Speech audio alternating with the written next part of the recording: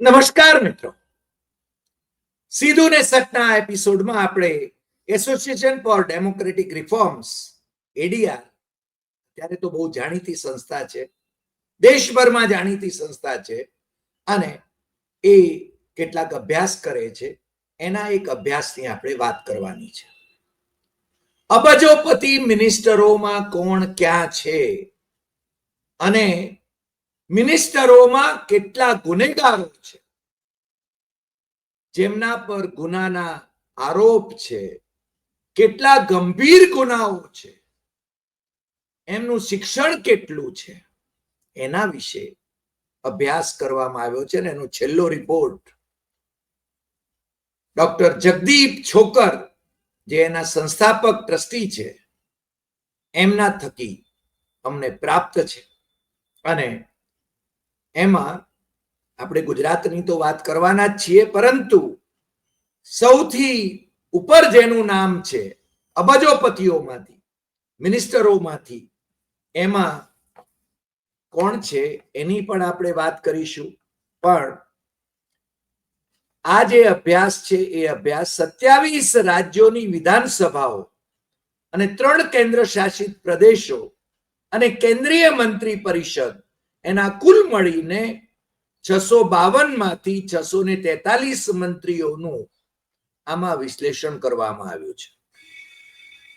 આ મંત્રીઓનું વિશ્લેષણ કરતી વખતે એડીઆર હંમેશા કહે છે કે એમણે જે એફિડેવિટ ફાઇલ કરી છે ઇલેક્શન કમિશન સમક્ષ, એ એફિડેવિટમાં એમણે જે વિગતો આપી છે એ વિગતોને આધારે અમે આ અભ્યાસ કરીએ છીએ. મંત્રીઓ પોતે જે ગુના પોતાની સામે છે, જે ગુનાના કિસ્સાઓ પોતાની સામે છે, એ એમાં નોંધે છે અને એની વિગતો જે નોંધે છે, એમની સંપત્તિ કેટલી છે, એમને માથે કેટલું દેવું છે, એમનું ભણતર કેટલું છે. તો મંત્રીઓ દ્વારા ઘોષિત આપરાધિક જે મામલાઓ છે એમાં 643 માંથી 302 એટલે કે 47% મંત્રીઓની ઉપર ક્રિમિનલ કેસીસ ચાલી રહ્યા છે. 47% એટલે લગભગ અડધો અડધ આ દેશના નરેન્દ્ર મોદીની સરકારથી માંડીને રાજ્યોની સરકાર સુધી ના જે મંત્રીઓ છે એ લોકોની સામે ક્રિમિનલ કેસીસ છે. એમાં જે મંત્રીઓની સામે ગંભીર ક્રિમિનલ કેસીસ છે, એટલે કે બળાત્કાર, મર્ડર, એવા જે કેસીસ છે, એમની સંખ્યા 174 જેટલા મંત્રીઓની સંખ્યા છે. એટલે કે 27% મંત્રીઓ એ આવા ગંભીર ગુનાઓ છતાં વિવિધ સરકારોમાં મંત્રી તરીકે એ લોકો સામેલ છે. પણ આપણે શરૂઆત કરીએ છીએ અબજોપતિથી. અને અબજોપતિ જે મંત્રીઓ છે એમાં સૌથી ટોચના જે મંત્રી છે એ ગુંતુર નિર્વાચન ક્ષેત્રમાંથી ચૂંટાયેલા ડોક્ટર ચંદ્રશેખર પેમ્માસાની, ટીડીપી ના છે, તેલુગુ દેશમના છે, માત્ર 48 વર્ષના છે. એમની સંપત્તિ છે 5,705 કરોડ રૂપિયા અને એમને જે દેવું છે એમને માથે એ છે 1,038 કરોડ રૂપિયા. ભણેલા છે, એમની સામે અપરાધિક મામલો જે છે એ એક છે અને આઈપીસી અને બીએનએ એના ગંભીર મામલાઓ બીજા 2 છે. એ પોસ્ટ ગ્રેજ્યુએટ સુધી ભણેલા છે.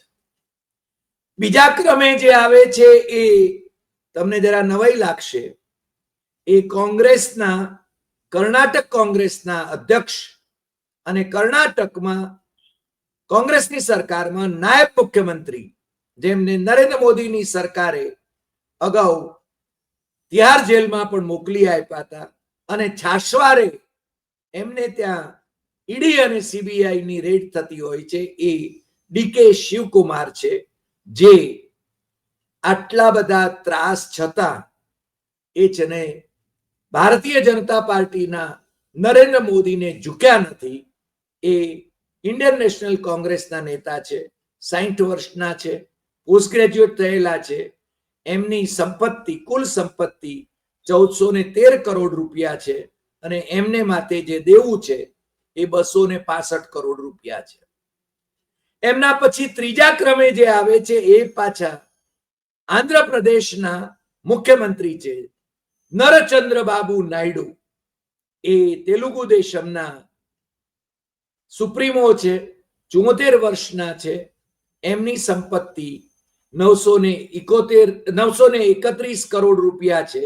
એમને માથે 10 કરોડ રૂપિયાનું દેવું છે અને એ પોસ્ટ ગ્રેજ્યુએટ છે. એમની સામે ઢગલાબંધ કેસીસ છે, 19 જેટલા અપરાધિક મામલાઓ છે અને ગંભીર કહી શકાય એવા બીજા 31 મામલાઓ છે. એમણે જેલવાસ પણ ભોગવેલો છે, એ આપણે જાણીએ છીએ. એમના પુત્ર અને એમની જ સરકારમાં, આંધ્રની જ સરકારમાં જે એજ્યુકેશન મિનિસ્ટર અને આઈટી ના મિનિસ્ટર છે એ નર લોકેશ, એ પણ ટીડીપી ના છે. 542 કરોડ રૂપિયાની એમની સંપત્તિ અને 18 કરોડ રૂપિયાનું દેવું. એમની સામે 17 જેટલા ક્રિમિનલ કેસીસ છે, 11 ગંભીર છે અને એ પોસ્ટ ગ્રેજ્યુએટ છે. મલબાર હિલ થી ચૂંટાયેલા, મુંબઈના મલબાર હિલ થી ચૂંટાયેલા મંગલ પ્રભાત લોઢા બિલ્ડર છે, આમ તો બહુ જ મોટા બિલ્ડર છે. એમની સંપત્તિ 447 કરોડ રૂપિયા છે અને એમને માથે દેવું જે છે એ એમણે બતાવ્યું છે 306 કરોડ. એ ગ્રેજ્યુએટ છે અને પ્રોફેશનલ છે. એમની સામે પણ એક ગંભીર ગુનો છે અને 2 બીજા ગુનાઓ છે. જ્યોતિરાદિત્ય સિંધિયા, ગ્વાલિયર નરેશ મહારાજ, જે કોંગ્રેસમાંથી પલટી મારીને ભારતીય જનતા પાર્ટીમાં જોડાયા અને કેન્દ્રમાં મંત્રી છે, એ 53 વર્ષના છે. 424 કરોડ રૂપિયા એમની સંપત્તિ છે અને 48 લાખ રૂપિયા એ એમનું દેવું છે. એમની સામે એક ક્રિમિનલ કેસ નથી, પણ એ ભણેલા છે, પોસ્ટ ગ્રેજ્યુએટ છે. એના પછી જેનો નંબર આવે છે એ ગુજરાતના સિદ્ધપુરના ધારાસભ્ય અને ભૂપેન્દ્ર પટેલની સરકારમાં જે મંત્રી છે, કેબિનેટ મંત્રી છે, બળવંતસિંહ ચંદનસિંહ રાજપૂત, ભારતીય જનતા પાર્ટીના છે, 61 વર્ષના છે.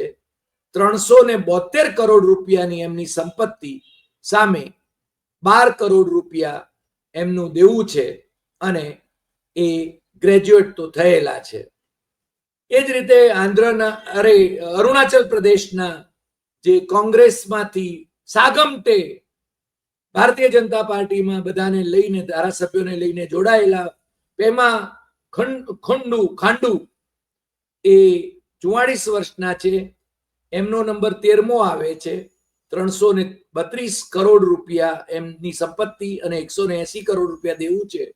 એમની સામે કોઈ કેસ નથી અને એ ગ્રેજ્યુએટ છે. આમાં અમે જે જોયું એમાં ઘણા બધા રાજવી પરિવારોના લોકો પણ છે. રાજવી પરિવારના જે લોકો હોય એમની સંપત્તિ સ્વાભાવિક રીતે વધારે હોય, એટલે એની વિગતોમાં અમે જતા નથી. પરંતુ અશ્વિની વૈષ્ણવ જે છે, રાજ્યસભામાં એ ઓડિશામાંથી ચૂંટાયા છે. એમની સંપત્તિ, આમ તો આઈએએસ ઓફિસર રહેલા છે રાજસ્થાનના અને મોદીના લાડકા છે. 144 કરોડ રૂપિયા એમની સંપત્તિ છે. એમને માથે દેવું જરા પણ નથી અને કોઈ ગુનાનો કેસ એમની સામે નથી. પોસ્ટ ગ્રેજ્યુએટ થયેલા છે. એચડી કુમારસ્વામી એ 18મા નંબરે આવે છે. એ પણ કેન્દ્રમાં મંત્રી છે, કર્ણાટકના મુખ્યમંત્રી રહ્યા છે. 217 કરોડ રૂપિયા એ એમની સંપત્તિ છે અને 82 કરોડ રૂપિયા એમનું દેવું છે. એમની સામે 3 ગુના છે, ક્રિમિનલ કેસીસ છે અને બીજા 9 એ ગંભીર કેસીસ છે, ક્રિમિનલ કેસીસ. આમ ગ્રેજ્યુએટ છે.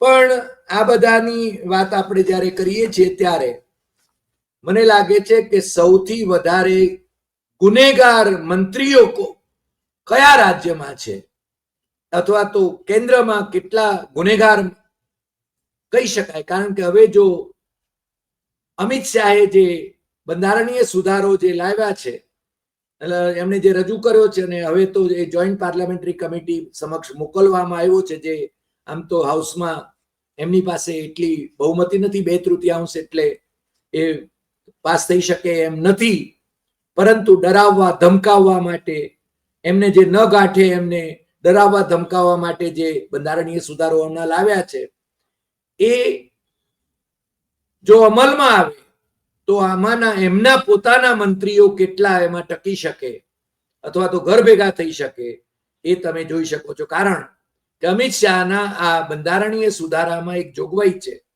કે કોર્ટ એમને દોષિત ઠેરવે ત્યાર પછી, એમની સજા પડે ત્યાર પછી એમને છે ને એમનું સભ્યપદ જાય, પરંતુ એમણે તો એવી વાત કરી છે કે 30 દિવસ જેલમાં કાઢ્યા હોય તો 31મા દિવસથી એમનું મંત્રી પદ જતું રહે, એમનું મુખ્યમંત્રી પદ જતું રહે, એમને કેન્દ્રીય મંત્રી પદ જતું રહે. એવું બને તો મોદી સરકારના 72 મંત્રીઓમાંથી પોતાની સામે જેમણે કબૂલાત આપી છે કે કેટલા કેસીસ છે ગંભીર ક્રિમિનલ કેસીસ, એવા મંત્રીઓની સંખ્યા 72 માંથી 29 છે, અને એટલે કે 40% છે. એટલે ક્રિમિનલ્સ અમિત શાહની ભાષામાં કહીએ હવે તો, અને અમિત શાહ પોતે પણ, એમની સામે પણ 3 કેસ છે, એ પણ આમાં આવ્યું છે. એટલે અમિત શાહ પોતે પણ એ ક્રિમિનલ ગણાઈ જાય એવું પણ બને. અને અમિત શાહ, અમને એમ હતું કે તો ગ્રેજ્યુએટ છે, પણ આની અંદર તો એમની એફિડેવિટમાં કદાચ એમણે 12મું પાસ લખ્યું છે, એટલે આની અંદર એ 12મું પાસ છે. એટલે કે ભૂપેન્દ્ર પટેલ જેટલું ભણ્યા છે કે પછી ઋષિકેશ પટેલ જેટલું ભણ્યા છે, પોલિટેકનિકમાં 12મું જ કહેવાય ને આમ તો, એટલે એટલું જ 12મું પાસ એ અમિત શાહ છે, જે દેશના ગૃહમંત્રી છે. અને મેં કહ્યું એમ કે મોદી સરકારના 19 મંત્રીઓ, એટલે કે 26% મંત્રીઓ એવા છે કે જેમની સામે બળાત્કાર, અપહરણ, મર્ડર સહિતના કેસીસ ચાલી રહ્યા છે. ગંભીર આપરાધિક મામલાઓ એ એમણે પોતે પોતાની એફિડેવિટમાં નોંધ્યા છે. અને છતાં અમિત શાહ નૈતિક રીતે મેં રાજીનામું આપી દીધું હતું, જ્યારે મને છે ને રાજ્ય બહાર એટલે કે તડીપાર કરવાનો જ્યારે આદેશ આપવામાં આવ્યો, ત્યારે એવી વાત કંઈક એમણે આ જ લાઈન ઉપર એમણે કંઈક વાત સંસદમાં કરી હતી અને નૈતિકતાની વાત કરી હતી. હવે આમાં કેટલી નૈતિકતા આપણને જોવા મળે છે કે મોદીની સરકારમાં 72 મંત્રીઓમાંથી 29ની સામે ક્રિમિનલ કેસીસ છે એવું પોતે કહે છે 40%ની સામે, અને 19 તો એવા છે કે જેમની સામે ગંભીર ગુનાઓના આરોપ છે, ગુનાઓ નોંધાયેલા છે. આરોપ તો સ્વાભાવિક રીતે કોર્ટમાં અલગ અલગ તબક્કે હશે, એમાંના કેટલાક છે ને એ જામીન પર હશે, પરંતુ એ રાહુલ ગાંધી, રાહુલ ગાંધી કે પછી સોનિયા ગાંધી કે પછી બીજા કોંગ્રેસના નેતાઓને એમ કે એ છે ને જામીન પર છૂટા ફરે છે. તમારા મંત્રીઓ એ આ ગુનાઓ, જે ગંભીર ગુનાઓ ની અંદર સંડોવાયેલા મનાય છે, એ જામીન ઉપર ન હોય તો મંત્રી તરીકે કઈ રીતે રહી શકે. એમાં બિહારમાં એમની સરકાર છે. આમ તો દરેક રાજ્યનું આમાં ઉલ્લેખ છે, પણ જેમાં સૌથી વધારે જે ગુનાખોરી છે એની વાત કરીએ તો 34 મંત્રીઓ છે બિહારમાં, એમાંથી 23ની સામે ક્રિમિનલ કેસીસ છે, એટલે કે 68%ની સામે. અને એમાંના 17 એટલે કે અડધો ની સામે તો અપહરણ, ખૂનનો પ્રયાસ, મર્ડર, બળાત્કાર જેવા ગંભીર ગુનાઓ નોંધાયેલા છે. આ જેડીયુ અને ભારતીય જનતા પાર્ટીની સરકાર છે. કર્ણાટકની કોંગ્રેસ સરકારે કઈ પાછળ રહેતી હોય એવું લાગતું નથી. એના 31 મંત્રીઓમાંથી 23 મંત્રીઓની સામે ક્રિમિનલ કેસીસ છે, એટલે કે 74% મંત્રીઓની સામે ક્રિમિનલ કેસીસ છે. એમાંના 6 ની સામે એટલે કે 19% સામે, બિહાર કરતા તો ઓછું પ્રમાણ છે, 19% જ છે, પણ એક પણ માણસ એ ગંભીર ગુના જેની સામે નોંધાયેલા હોય એને મંત્રી પરિષદમાં લેવો, એ મને લાગે છે કે કેવી ખરાબ સ્થિતિ આપણને આપણી રાજકીય પરિસ્થિતિ અને મજબૂરી જે તે પક્ષની એ દર્શાવે છે. ઓડિશામાં ભારતીય જનતા પાર્ટીની સરકાર છે. 16 મંત્રીઓમાંથી 14 મંત્રીઓની સામે ક્રિમિનલ કેસીસ છે. એમણે પોતે નોંધ્યું છે, આપણે નથી કહેતા, એમણે એમની એફિડેવિટમાં નોંધ્યું છે. એટલે કે 88% મંત્રીઓ એમની સામે ક્રિમિનલ કેસીસ છે અને 9 જણાની સામે એટલે કે 56%ની સામે તો બળાત્કાર, મર્ડરનો પ્રયાસ, અપહરણનો પ્રયાસ, અપહરણ, આવા બધા કેસીસ એ ચાલે છે. ગુજરાતની સ્થિતિ અમે જોઈએ તો ગુજરાતની સ્થિતિ મને લાગે છે પ્રમાણમાં સારી છે એવું જોવા મળે છે. ગુજરાતની અંદર ગુજરાતમાં ક્રિમિનલ કેસીસ ઓછા હોય એવું આ એડીઆરના રિપોર્ટમાં આપણને જોવા મળે છે. પરંતુ બાકીના જે પક્ષવાર સ્થિતિ પણ એમણે અભ્યાસ કર્યો છે, અબજોપતિઓની સંખ્યા પણ એનો પણ અભ્યાસ કર્યો છે એડીઆરે. સૌથી વધારે અબજોપતિ એ ભારતીય જનતા પાર્ટીમાં છે, 336, ઇન્ડિયન નેશનલ કોંગ્રેસમાં 61, ટીડીપીમાં 23, આમ આદમી પાર્ટીમાં 16, જનસેના પાર્ટીમાં 3, જેડીએસમાં 2, એનસીપીમાં 10, શિવસેનામાં 13, બીજી પાર્ટીઓમાં 179, એમ આ બધા મંત્રીઓની સંખ્યા છે. ક્ષમા કરશો, આ મંત્રીઓની સંખ્યા છે. એમાં અબજોપતિ મંત્રીઓ એ ભારતીય જનતા પાર્ટીમાં 14, કોંગ્રેસમાં 11, ટીડીપીમાં 6, આમ આદમી પાર્ટીમાં 1, જનસેના પાર્ટીમાં 1, જેડીએસમાં 1, શિવસેનામાં 1, અન્ય પાર્ટીઓમાં 0, એટલે કે 36 અબજોપતિ એ મંત્રી છે. અને મંત્રી બન્યા પછી મને લાગે છે કે એ લોકો વધુ ને વધુ સમૃદ્ધ થતા જાય છે, એ આપણે બધા જાણીએ છીએ. આ એડીઆરના રિપોર્ટની બધી જ વિગતો અમે આપી નથી, કારણ કે આમ તો એડીઆરના રિપોર્ટ એના 398 પાના છે. તમારામાંથી જેમને રસ હોય એમણે એડીઆરની ઓફિશિયલ વેબસાઇટ ઉપર જઈને આ આખો રિપોર્ટ તમે વાંચી શકો છો. અંગ્રેજીમાં અને હિન્દી બંનેમાં આ રિપોર્ટ અવેલેબલ છે. અમારી પાસે ભાઈ શ્રી અમિત શાહની સામેના જે કેસીસ છે એમાં એમની સામે પશ્ચિમ બંગાળમાં કોન્ટાઈ પોલીસ સ્ટેશનમાં એફઆઈઆર નોંધાયેલી છે 34/2019. એફઆઈઆર નાયગાંવ પોલીસ સ્ટેશન બેગુસરાઈમાં નોંધાઈ છે. એ પણ એફઆઈઆર નંબર છે 389. અને એમાં કેટલાક એમાં કેસ, એક તો કેસ 2015ની વિધાનસભા ચૂંટણી દરમિયાન લાલુ યાદવને ચારા ચોર કહેવા બદલ એમનું ડેફેમેશન જે કર્યું, એમને આક્ષેપિત બદનક્ષી ભર્યા ઉચ્ચારણો કર્યા છે એ છે. અને એવા જ એટલે કલમ 500, 503, 504, 427, 499 અને આ ઇન્ડિયન પિનલ કોડની કલમોની હું વાત કરું છું, કારણ કે પાછી કલમો નવો જે આવ્યો કોડ એટલે એમાં કલમો બદલાય. પણ આ તો કેસ જૂના કેસ છે, જેમાં જો રાહુલ ગાંધીની જેમ એમને જો સજા પડે તો એમનું સભ્યપદ જઈ શકે. 2 વર્ષ કરતા વધારે, 2 વર્ષની સજાની જોગવાઈ છે આમાં મેક્સિમમ. જો 2 વર્ષની સજા જો અમિત શાહને પડે તો અમિત શાહનું લોકસભાનું સભ્યપદ જઈ શકે અને એ મંત્રી તરીકે ન રહી શકે. એવું રાહુલ ગાંધીનું જે પ્રકરણ હતું એ પ્રકરણ જો અહીંયા અદલો અદલ લાગુ કરવામાં આવે તો એ આપણે એને એ રીતે નિહાળી શકીએ. આજે આટલી વાત. ફરી મળીશું નવા એપિસોડમાં. પણ મેં તમને કહ્યું કે આ જે એડીઆર ની વેબસાઇટ ઉપર જઈને તમે 398 પાનાનો રિપોર્ટ જરૂર વાંચી શકો છો.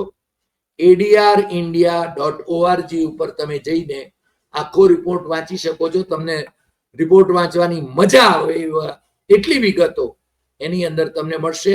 અને આ વિગતો અધિકૃત છે, કારણ કે આ વિગતો એ પ્રત્યેક ઉમેદવારે, ધારાસભાના ઉમેદવાર હોય કે લોકસભાના ઉમેદવાર હોય, રાજ્યસભાના ઉમેદવાર હોય કે વિધાન પરિષદના ઉમેદવાર હોય, એમણે પોતે હસ્તાક્ષર કરીને એફિડેવિટ આપેલી હોય એને આધારે જ આ છે ને અહેવાલ તૈયાર કરવામાં આવ્યો છે. એટલે તમને છે ને એ વાંચવાની ખૂબ મજા આવશે અને જરા નવી નવી વાતો, ચમત્કારિક વાતો કે આ દેશ એ ખરેખર ગુનેગારોનો દેશ છે કે શું, કે ગુનેગારો આ દેશ ઉપર શાસન કરે છે કે શું, એવું તમને લાગ્યા વિના રહેશે નહીં. આજે આટલી વાત. ફરી મળીશું નવા એપિસોડમાં નવા વિષય સાથે. તમને જો આ એપિસોડ ગમ્યો હોય તો સૌથી વધુ શેર કરશો, લાઈક કરશો, કમેન્ટ કરશો અને આપણી YouTube channel doctor Hari Desai સત્યમ એવં તથ્યમ એ સબસ્ક્રાઇબ કરવા માટે મિત્રોને દેશમાં અને વિદેશમાં જરૂર જણાવશો. નમસ્કાર.